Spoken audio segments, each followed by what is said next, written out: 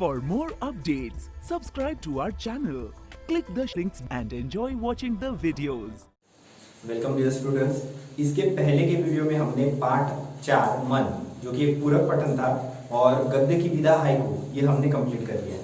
अब अगला जो आपका पार्ट 5 है गोवा, जैसे मैंने देखा ये आपका कैंसिल है इस साल, इसलिए हम उसको स्किप करेंगे। और अगला जो हमारा पार्ट है पार्ट 6 गिरधर नागर, ये संत मीराबाई द्वारा रचित है और ये गद्य की विधा में पद्य है, यानी जो पद्य हम पढ़ते हैं पोयम टाइप में। तो सर्वप्रथम हम मीराबाई का परिचय देखते हैं। जन्म 1516 जोधपुर राजस्थान, इनका जन्म 1516 जोधपुर राजस्थान में हुआ था। मृत्यु 1546 द्वारिका गुजरात। तो आप इन दोनों चीजों को नोट डाउन कर सकते हो कि उनका जन्म और उनकी मृत्यु कब हुई थी। ये आपको जब लेखक का परिचय लिखने के लिए आता है तब इसमें आप इसको लिख सकते हो। परिचय है, संत मीराबाई बचपन से ही कृष्ण भक्ति में लीन रहा करती थी। अब आगे यहाँ लिखा हुआ है कि जो मीराबाई है उन्हें कृष्ण भक्ति बहुत प्यारी थी और वो बचपन से ही भगवान कृष्ण की अनन्य भक्त थी। बाद में गृह त्याग करके आप घूम घूम कर मंदिरों में अपने भजन सुनाया करती थी। मीराबाई की शादी हो गई थी, पर शादी होने के बावजूद उनके मन में उन्होंने मानसिक रूप से उनको अपना पति मान लिया था, भगवान कृष्ण को। इसलिए वो वैवाहिक जीवन में भी उस तरह से खुश नहीं थी, क्योंकि उनका जो आराध्य था वो कृष्ण भगवान था और उन्होंने गंधर्व, यानी जिस तरह से गंधर्व विवाह होता है, यानी अपने ही मन से किसी पुरुष को या किसी स्त्री को अपनी पत्नी मान लेना, तो उन्होंने अपने ही मन से भगवान श्री कृष्ण को मानसिक रूप से अपना पति मान लिया था और वो घर में खुश नहीं थी, इसलिए उन्होंने अपना घर त्याग दिया था और फिर मंदिरों में घूम घूम कर वो भजन कीर्तन और कृष्ण भक्ति को फैलाने लग गई। मीराबाई के भजन और उपासना माधुर्य भाव के ओतप्रोत है। मीराबाई के जितने भी भजन आप देखोगे तो उनमें माधुर्य, भगवान कृष्ण के प्रति उनका अनन्य प्रेम जो है वो हर उनकी कविताओं में झलकता है। आपके पदों में प्रेम की तल्लीनता समान रूप से पाई जाती है। मीराबाई के जितने भी पद्य हम पढ़ते हैं उनमें एक अनन्य प्रेम, ऐसा प्रेम जो जैसे कि मान के चलिए कि आप किसी से बहुत ज्यादा प्यार करते हैं, प्रेम करते हैं, स्नेह करते हैं, लेकिन वो जीवन भर आपको मिले ही नहीं और उसी के याद में या उसी के प्रेम में आप अपना देह त्याग कर देते हो। इस तरह की पावन पवित्र जो प्रेम भावना थी वो मीराबाई की, तो इतनी तल्लीनता उनके प्रेम में दिखाई देती है। यहाँ ये उनके परिचय में बताया है। इनकी प्रमुख कृतियां नरसिंह जी का माया, गीत गोविंद, राग सोरठ के पद आदि, तो ये उनके द्वारा जो पद रचनाएं हैं वो की गई थी। पद्य संबंधी ये जो प्रस्तुत आपका पाठ 6 है गिरधर नागर, ये पद्य है। तो पद्य संबंधी इस पद्य में मीराबाई ने क्या कहा है? मीराबाई के सभी पद उनके आराध्य के प्रति समर्पित है। जैसा कि मैंने पहले कहा है कि मीराबाई कृष्ण भगवान की अनन्य भक्त थी, इसलिए उनके जितने भी पद्य है उसमें भगवान श्री कृष्ण के प्रति समर्पित सारी पद्य रचनाएं और सारा प्रेम उनका समर्पित है। आपके पदों का मुख्य स्वर भगवत प्रेम ही है। इनके जितने भी पद्य है उनमें भक्ति और भक्ति में छुपा हुआ कृष्ण भगवान के प्रति प्रेम, बस आपको उनकी सारी पद्य रचनाओं में यही मिलेगा कि भक्ति में मिला हुआ प्रेम है उनका भगवान श्री कृष्ण के लिए। प्रस्तुत पदों में आपकी उत्सुकता, मिलन, आशा, प्रतीक्षा के भाव सभी अनुभव हैं। प्रस्तुत इन पद्यों में उत्सुकता यानी भगवान श्री कृष्ण उन्हें मिलेंगे, यानी उनकी भक्ति से प्रसन्न होकर वो उन्हें दर्शन देंगे, उन्हें अपने में समा लेंगे, इसकी उत्सुकता है। उनसे मिलने की ललक है उनमें, आशा है कि एक न एक दिन भगवान उनकी भक्ति से प्रसन्न होंगे, और प्रतीक्षा के भाव, और जब तक वो नहीं मिलते हैं तब तक प्रतीक्षा करने का भाव भी उनके अंदर समाया हुआ है। तो इन सभी गुणों के साथ उन्होंने इस पद्य रचना को किया हुआ है। अब हम पद्य पढ़ना शुरू करते हैं। पहला जो पद्य है, मेरे तो गिरधर गोपाल दूसरो न कोई, जाके सिर मोर मुकुट मेरो पति सोई। पहली लाइन में देखिए कि क्या कहा है, गिरधर गोपाल। यहाँ गिरधर मतलब आपको जैसे याद होगा कि कृष्ण भगवान ने अपनी सबसे छोटी उंगली जिसको तर्जनी कहते हैं उसके ऊपर गिरि पर्वत को उठाया था, इसलिए उनका नाम गिरधर भी है, क्योंकि वो गायों का पालन करते थे, इसलिए उनको प्यार से गोपाल भी कहते हैं। सो मेरे तो गिरधर गोपाल दूसरो न कोई। तो यहाँ मीराबाई कहना चाहती है कि मेरे पति वही है जो गिरधर है, जो गोपाल है, यानी भगवान श्री कृष्ण ही मेरे पति है, दूसरा और कोई नहीं। जाके सिर मोर मुकुट मेरो पति सोए, कि जिनके सर पर मोर के पंखों से सजा हुआ मुकुट है, यानी ऐसे भगवान श्री कृष्ण ही मेरे एकमात्र पति है। तो यहाँ उन 2 लाइन में उन्होंने कहा है कि मेरे तो गिरधर गोपाल दूसरो न कोई, जाके सिर मोर मुकुट मेरो पति सोई, कि मेरे तो वो गिरधर गोपाल है जिन्होंने गिरी पर्वत को उठाया था, जो गैयों के ग्वाले माने जाते हैं और जिन्हें हम प्यार से गोपाल कहते हैं, कि वो मेरे हैं और दूसरा कोई नहीं। उनकी पहचान बताते हुए कि वही जिनके सर पर मोर के पंखों से सजा हुआ मुकुट है, वही मेरे पति श्री कृष्ण भगवान है। आगे है, छाड़ी दई कुल की कानी कहाँ करे कोई, कि लोग मुझे कह रहे हैं कि मैंने कुल की लाज लज्जा मर्यादा सब छोड़ दिया है। तो हाँ, मैंने कृष्ण भक्ति में सब कुछ छोड़ दिया है, कहाँ करे ही कोई, कि कहने वाले कहते कहा मतलब कहा कर ही कोई, कि कोई कहता रहे मुझे उससे कोई भी फर्क नहीं पड़ेगा।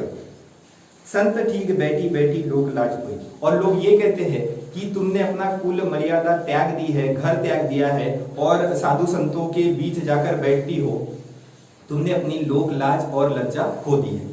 अर्थात कि तुम पुरुषों के बीच में, जो साधु संत होते हैं उस जमाने में ज्यादातर पुरुष ही हुआ करते थे और कुछ साध्वियां हुआ करती थी, तो तुम ऐसे पुरुषों के बीच में लाज लज्जा छोड़कर, अपने कुल की मर्यादा छोड़कर, अपने घर को छोड़कर उन वैरागी संतों के बीच में जाकर बैठी हो, तुमने अपने कुल की मर्यादा और लाज लज्जा छोड़ दी है। तो वो कहती कि हाँ, मैंने छोड़ दी है क्योंकि मैं कृष्ण भक्ति में लीन हूं और मुझे अब समाज से कोई लेना देना नहीं है। असवन जल सींची सींची प्रेम बेल बोई। अब वो आगे कहती है मीराबाई कि मैंने आंसुओं के जल से सींच सींच कर, जिस तरह हम बेल, अगर आपके घर में बेल का पौधा हो और आप उसको पानी दो, तो बेल का पौधा जब आप उसको पानी देते जाते हो सींच सींच कर वो बड़ा होता है, उसी तरह मैंने कृष्ण भगवान के प्रति जो प्रेम की बेल है उसको अपने आंसुओं से सींच सींच कर बड़ा किया है। तो असुवन जल सींची सींची प्रेम बेल बोई, कि मेरे प्रेम की बेल जो भगवान कृष्ण के लिए मैंने बोई है वो मैंने अपने आंसुओं से सींचकर बड़ी की है। अब तो बेल फैल गई आनंद फल हुई, कि जिस तरह बेल फैल जाने पर उसके अंदर से फल लगता है, उसी तरह मेरे प्रेम की बेल जो है वो अब तो काफी फैल चुकी है। मतलब मैंने जब से घर त्याग किया है और वैराग्य लिया है, तो अब मेरी समाज में बहुत ज्यादा तू हो चुकी है और उस प्रेम की जो बेल है, यानी कृष्ण भक्ति की जो बेल है, उस कृष्ण भक्ति का भी प्रचार प्रसार इतना हो चुका है कि अब मुझे किसी भी चीज से कोई सरोकार नहीं है। मैं सिर्फ अब आनंद का फल चखूंगी जो भगवान कृष्ण प्रकट होकर मुझे देने वाले हैं। तो इसको अगर एक पूरे रूप में देखें तो असुवन जल सींची सींची प्रेम बेल बोई, अब तो बेल फैल गई आनंद फल हुई, कि प्रेम के रूप की बेल जो मैंने आंसू से सींच सींच कर बोई थी अब वो बड़ी हो चुकी है और अब उसमें फल यानी भगवान श्री कृष्ण की कृपा अब होने ही वाली है। तो इन 2 लाइन का ऐसा अर्थ है।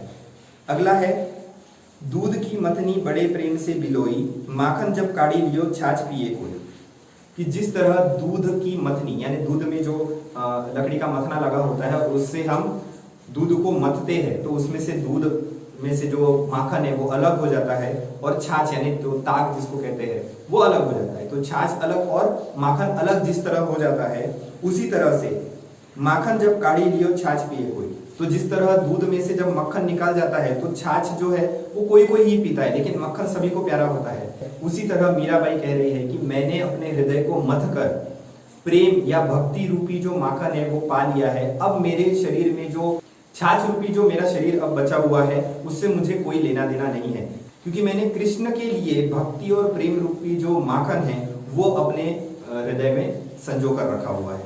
तो यहाँ पर अगर हम इन 2 लाइन का पूरा अर्थ देखें तो दूध की मथनी बड़े प्रेम से बिलोई, माखन जब काढ़ी लियो छाछ पिए कोई, कि जिस तरह दूध में मथनी लगाकर जब बिलोई यानी उसको बिलो कर या मथ कर उसमें से माखन अलग कर लिया जाता है और छाछ अलग कर लिया जाता है और माखन सभी को पसंद होता है, छाछ कोई कोई पीता है। उसी तरह मैंने यानी मीराबाई ने मैंने कृष्ण भगवान के प्रति जो प्रेम की भक्ति है उस प्रेम की भक्ति का माखन जो है वो अपने शरीर में या हृदय में समा लिया है और छाछ रूपी जो चीज बची हुई है उससे मुझे अब कोई लेना देना नहीं है।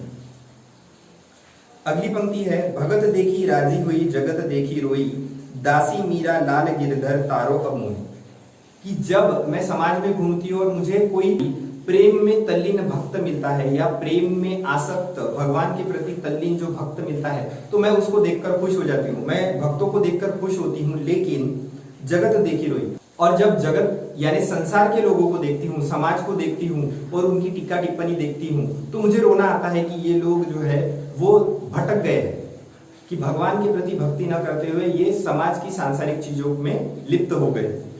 दासी मीरा लाल गिरधर तारो अमोई, कि हे गिरधर, हे गोपाल, हे भगवान कृष्ण, मैं आपकी दासी मीरा हूं, अब मुझे तारो यानी अब मुझे मुक्ति देने की कृपा करो। तो पहला जो पद यहाँ पर दिया हुआ है, मेरे तो गिरधर गोपाल से लेके तारो अब मोही, इसका अर्थ हमने देखा। अब हम दूसरा पद देखते हैं।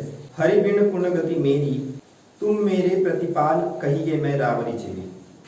अब आगे मीराबाई कहती कि हरि बिन पुण्य गति मेरी, कि हे हरि, हे भगवान श्री कृष्ण, तुम्हारे बिना मेरा कोई भी यहाँ पर अस्तित्व नहीं है। बिन गति मतलब कि आपके बिना, गति मतलब है मेरी अवस्था, कि भगवान श्री कृष्ण या हरि आपके बिना मेरी अब कोई यहाँ पर गति नहीं है, मेरा अस्तित्व ही नहीं है। तुम मेरे प्रतिपाल कहिए मैं रावरी चेरी। तो जैसे कि यहाँ रावरी और चेरी का अर्थ बताया, रावरी मतलब आपकी, चेरी मतलब दासी, कि हे गिरधर गोपाल, आप ही मेरे प्रतिपाल यानी आप मेरे रक्षक हो, मेरे पालनहार हो, मैं आपकी रावरी चेरी यानी मैं आपकी दासी हूँ। तो हे भगवान, मैं आपकी दासी हूँ, आप ही मेरे पालनहार है, आप ही मेरे सर्वे सर्वा है, यानी आप जो सब कुछ करने वाले हैं वो आप ही मेरे हैं। आपके बिना मेरा कोई भी अब अस्तित्व नहीं है।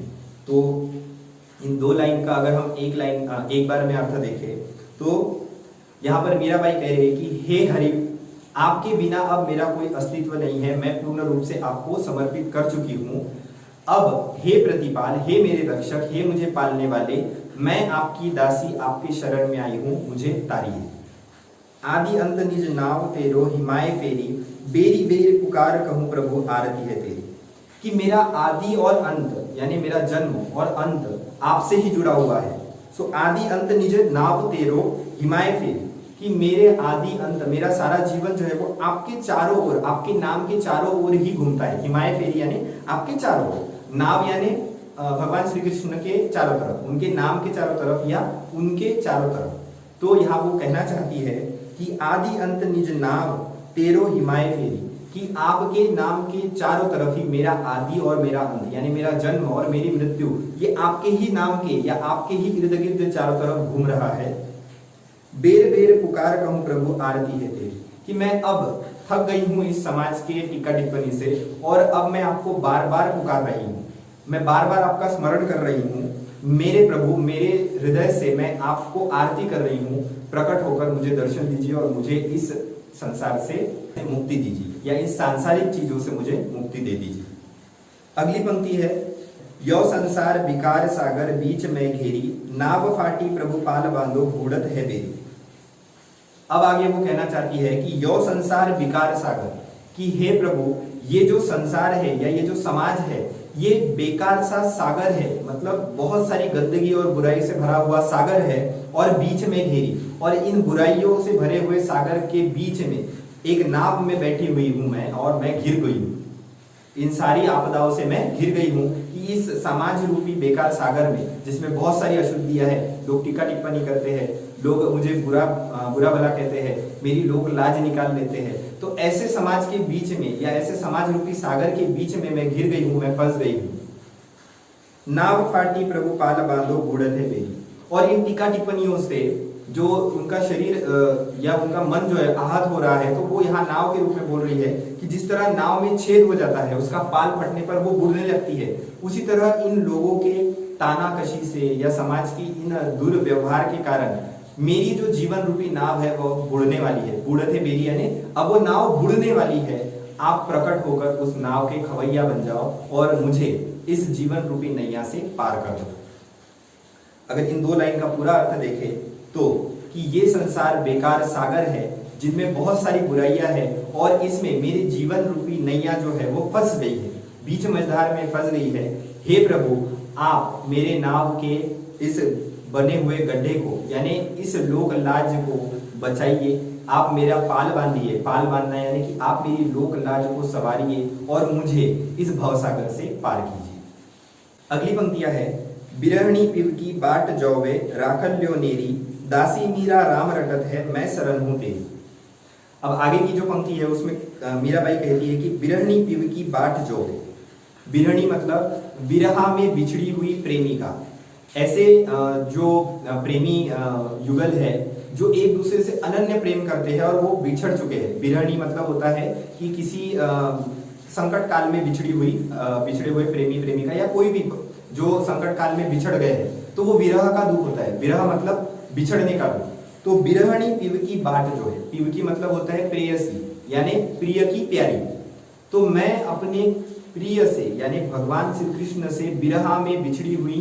तो यहाँ विरह का एक और वर्जिन मतलब होता है यानी जो मन वचन और शारीरिक रूप से पूरी तरह से अपने प्रेमी के प्रति समर्पित होती है, या इसको संक्षिप्त में आप इंग्लिश जैसे जानते हो तो वर्जिन, कि मैं उस तरह से विरहनी हूँ जो अपने प्रिय की प्यारी हूँ और मैं उनकी बाट यानी राह देख रही हूँ।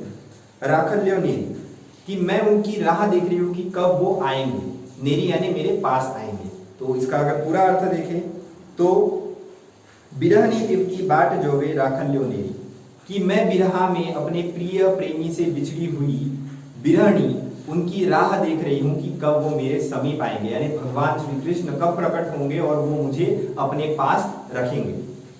दासी मीरा राम रटत है, मैं शरण हूँ तेरी। क्योंकि यहाँ पर मीरा जी जो है वो कृष्ण भगवान की दासी है, तो यहाँ राम जो वर्ड है वहां पे नाम होना चाहिए कि दासी मीरा नाम रटत है, मैं शरण हूँ तेरी, कि मैं आपका नाम बार बार रट रही हूँ। मैं दासी जो हूँ आपकी, मैं मीरा आपकी दासी आपका नाम बार बार रट रही हूँ, मैं शरण हूँ तेरी, कि मैं अब आपके शरण में हूँ, आप जल्दी से प्रकट होइए और मुझे इस भव सागर से पार कीजिए। पूरा अर्थ बिरहनी पीव की बाट जोवे राखल्यो नेरी, दासी मीरा राम रटत है, मैं शरण हूँ तेरी, कि मैं बिरहा में अपने प्रिय से बिछड़ी हुई प्रेमिका या उनकी भक्त उनका भगवान श्री कृष्ण की राह देख रही हूँ कि कब मुझे वो अपने पास लेंगे। मैं दासी मीरा उनका नाम हर पल रटते रहती हूँ, हे प्रभु कभी प्रकट होकर मुझे इस भवसागर से पार कर दीजिए। यहाँ दूसरा पद्य जो है वो कंप्लीट होता है। तीसरा पद्य हम देखते हैं। फागुन के दिन 4 होली खेल मना रहे। फागुन के दिन 4 है, होली खेल मना रहे, मतलब जिस तरह फागुन का मौसम आता है तो फागुन में 4 दिन की होली होती है, तो होली का उत्सव जो है वो चारों दिन हर्ष उल्लास के साथ आपको मनाना है। तो वो ऐसी कह रही है कि जिस तरह होली में विविध रंग होते हैं तो ऐसे ही भक्ति के विभिन्न रंगों में, जिस तरह होली में हम मदमस्त हो जाते हैं, जो भांग वगैरह पीकर जो भगवान शिव का प्रसाद माना जाता है, तो होली में मदमस्त होकर जो नागा साधु है वो भी होली में जो है वो भांग पीकर मदमस्त होकर झूमते हैं। तो उसी तरह मीराबाई कह रही कि फागुन का मौसम है और भगवान श्री कृष्ण ने जिस तरह से रासलीला की थी, तो उसी तरह वो कह रहे कि इस फागुन का यानी जो भगवान श्री कृष्ण से जुड़ा हुआ त्योहार है उसको हर्ष उल्लास के साथ भक्ति में पागल होकर मनाना है। बिन करताल पखावत बाजे अड़हद की झनकार में, कि करताल पखवाज यानी जो बड़े ढोल ताशे नगाड़े होते हैं इनकी बिना आवाज किए हुए, जैसे आप अगर नॉर्थ साइड में ऊपर जाते हो तो राजस्थान गुजरात, क्योंकि राजस्थान में भी बहुत जगह कृष्ण भगवान के बड़े बड़े मंदिर है, गुजरात में द्वारका है, यूपी साइड में भी जाओ तो यहाँ पर आपको कृष्ण भगवान से जुड़ी हुई जो परंपरा है वो आज भी देखने मिलती है। और वहां पर होली का महोत्सव जो है वो बड़े ही धूमधाम से मनाया जाता है। जैसे आपने सुना होगा लठमार होली होती है, तो वहां होली जो है वो 3-4 दिनों तक खेली जाती है। तो वैसे ही वो कह रही है कि बिन करताल पखावज बाजे, कि ढोल नगाड़े ताशों की जरूरत नहीं है, अड़हद की झनकार है, कि अपने हृदय के अंदर की झनकार को ही बजाकर आप उस होली में मदमस्त हो जाइए। बिन सुर राग 36 गावे, कि बिना सुर राग के श्रेष्ठतम संगीत अपने हृदय से गाइए और जिस तरह मदमस्त होकर आपको भगवान की भक्ति करनी है आप भक्ति कीजिए। रोम रोम रनकार रहे, और अपने रोम रोम से, एक रोम रोम से आपके संगीत निकलना चाहिए जो कृष्ण भक्ति में तल्लीन होता है।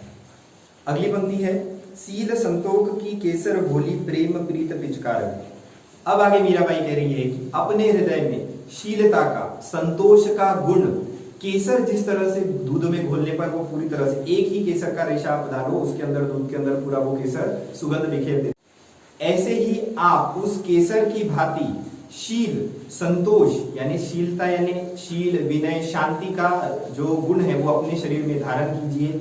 हर पल जो संतोष मिले किसी भी चीज से, जैसे कि मीरा को कृष्ण भक्ति में संतोष मिलता है, तो ऐसे ही शीलता और संतोष का गुण अपने अंदर इस तरह से भरिए जैसे पिचकारी में हम कलर भरते हैं, रंग भरते हैं, उसी तरह आप अपने हृदय में शीलता और संतोष का रंग भरकर उस पिचकारी को अब मारने के लिए तैयार रहो, यानी अपनी शीलता और संतोष को समाज के ऊपर बिखेरने के लिए तैयार हो जाओ। उड़त गुलाल लाल भयो अंबर बरसत रंग अपार है, कि जिस तरह फागुन के मौसम में लाल गुलाल उड़कर अंबर को ही पूरा लाल लाल कर देता है, वैसे ही आपके अंदर से जो शील और संतोषता के गुण हैं वो सारे समाज को संतोषित कर दे।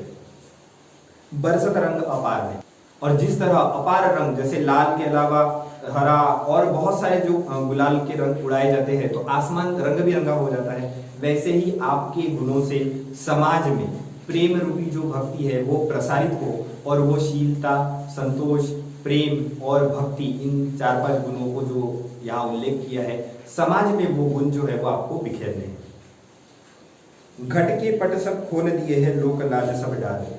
अब मीरा आगे कह रही है कि मैंने, जिस तरह हम घर के दरवाजे अगर खोल दे तो जो आगंतुक है वो आ सकता है, या हम बाहर जा सकते हैं, हवाएं आ सकती है, जा सकती है, इसी तरह वो अपने शरीर को घर मानकर जो घूंघट है उसको घट कह रही है कि घट के पट, यानी मैंने अपना जो घूंघट है अब वो कब का खोल दिया है, कि घट के पट सब खोल दिए लोक लाज सब डाले, कि मैंने जो मर्यादा का घूंघट था वो अब कृष्ण भक्ति और प्रेम में मैंने वो घूंघट हटा लिया है, लोक लाज सब छोड़ दी है, और मैं कृष्ण भक्ति में पूरी तरह से तल्लीन हो चुकी हूँ, मुझे समाज का कोई भी भान अब नहीं है।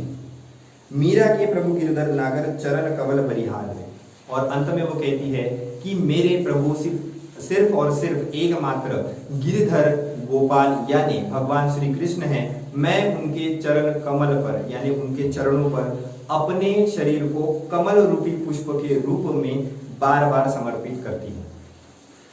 तो इस तरह मीराबाई ने ये जो पद्य यहाँ रचना की थी, ये प्रेम, भक्ति और उनके प्रति अनन्य जो उनका विश्वास था उसके प्रति एक पोयम जो है या पद्य ये दिखाई देता है। यहाँ पर ये पद्य रचना जो है वो समाप्त होती है। इस पाठ से आपको जो गुण है वो गुण ये ग्रहण करना है कि आप जिस काम में लगते हो उसमें तल्लीनता से लगना चाहिए। जैसे कि इस वक्त आपका जीवन जो है वो विद्यार्थी जीवन है, तो आप विद्या के प्रति जिस तरह मीराबाई भगवान श्री कृष्ण के प्रति पागल थी, मदमस्त होकर उनके नाम के साथ झूमती, नृत्य करती थी, गाती थी, उसी तरह आपके लिए इस विद्यार्थी जीवन में विद्या यानी पढ़ाई आपके लिए कृष्ण के समान है, और आप जो है वो मीराबाई के समान हो। तो मीराबाई बनकर इस कृष्ण रूप जो पुस्तक है, आपकी जितने भी सब्जेक्ट है, जितनी भी किताबें, उनको मदमस्त होकर आप पढ़िए, उसमें तल्लीन हो जाइए ताकि आपके परसेंटेज अच्छा है। तो यहाँ आपका ये जो चैप्टर है वो क्लोज होता है। बहुत सारे बच्चों ने मुझे कहा है कि ये जो सरल अर्थ या जो चैप्टर का अर्थ है मैं बताता हूँ, ये और स्वाध्याय के प्रश्न उत्तर जो है वो आपको चाहिए। तो आज अभी तक जितने भी वीडियो हुए हैं उन वीडियो में मैं अपने ड्राइव की एक लिंक कुछ दिनों में पोस्ट करूंगा, जिसमें आपको पाठ के सरल अर्थ, प्रश्न उत्तर और उस पाठ में आया हुआ व्याकरण ये सरलता से सॉल्व किया हुआ वहां मिल जाएगा। तो कुछ दिनों बाद मैं उसमें ड्राइव में डालूंगा, और जब वो ड्राइव में अपलोड हो जाएंगे तो मैं किसी वीडियो के अंत में आपको बताऊंगा कि मैंने वो अपलोड कर दिए, अब आप उसको डाउनलोड कर सकते हैं। तो इस गिरधर नागर पाठ में जिस तरह मीराबाई प्रभु कृष्ण के प्रति तल्लीन थी, आप भी अपने विद्यार्थी जीवन को साबित करते हुए पुस्तकों में तल्लीन हो जाइए और उनके अंदर जो लिखा हुआ है उस ज्ञान को अर्जित कीजिए। इसी वेल विशेष के साथ मिलते हैं नेक्स्ट वीडियो में, तब तक के लिए goodbye. For more updates, subscribe to our channel, click the links and enjoy watching the videos.